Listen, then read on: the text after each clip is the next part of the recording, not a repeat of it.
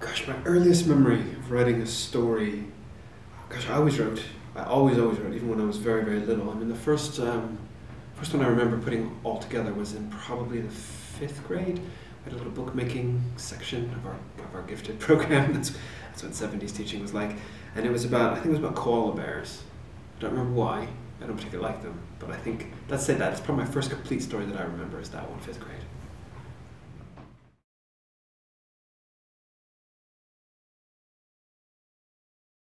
Let's just say I'm really proud of the end. I'm really proud of the last page of More Than This. Endings are very important.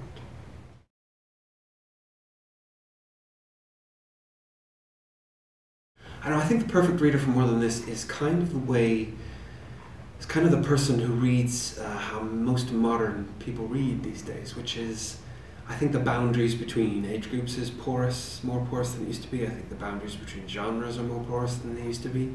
And so, gosh, you can so play with that now. You can thwart expectation. I mean, there's a big part of More Than This that is an adventure, but then there's a part after that that says, are you sure?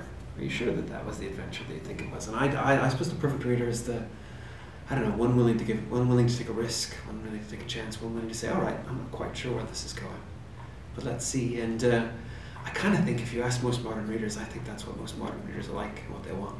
I hope.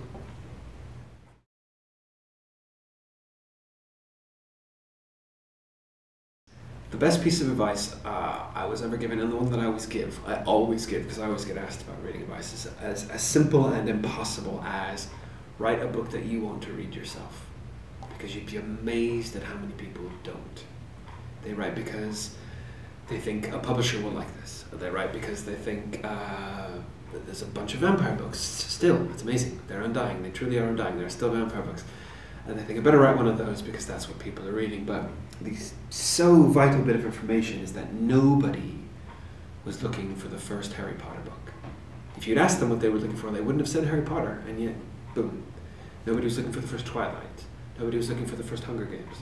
But all those people did is they wrote a book that they wanted to read, and they didn't care about market, they didn't care about publishing, they just put all of their joy of telling this amazing story, no matter how weird it was, into a book.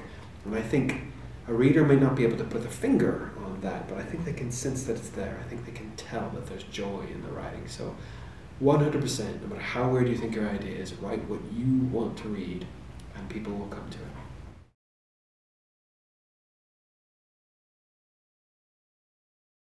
Well, the reaction to More Than This has been not quite what I expected, because I thought I left the book purposely open, and it is about living with uncertainty. And it's about figuring out who you are, who your friends are, and who you trust, and who you love, and what's valuable, and that there is always more.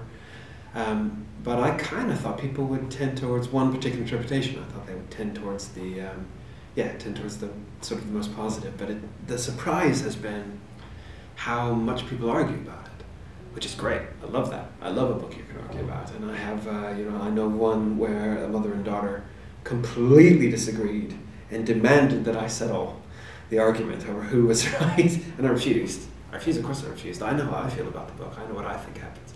But it's been just, and I love that about a book. I love that when I read a book, so I'm so happy about that. I'm so thrilled. And I've also been really, really thrilled about how people identify with Seth. About everybody seems to identify with Seth. And it's not, he's a particular kind of kid. But that hasn't stopped teenagers from embracing him from all walks of life, and that's really heartening. Nobody ever brings it up, which is great, and that's been, I don't know, maybe the world has changed a bit, and that's really good. But the arguments and the demands that I be the tiebreaker and say you're right or you're right, and I'll never do that, so don't ask. That's been great. I love that. I'm so happy about that. Particularly with something like A Monster Calls, I get lots and lots of private reactions of, I was in this situation when I was young, or I've been in this situation with my children, when their father died, or I've been ill. And those are amazing, absolutely amazing, and so moving, and so private. And I really don't like to share those specifically, because I think reading is a private, personal thing.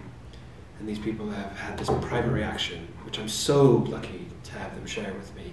that I don't want to then broadcast it to the world, if you see what I mean. So I know the best reactions are the private ones.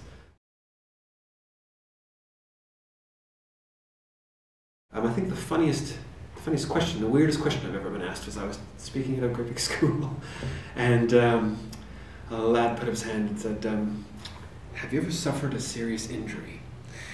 And I said, "Have you ever suffered a serious injury?" And he went, "Yeah." He just wanted to talk about it. And I remember that until the day I stopped writing, I think.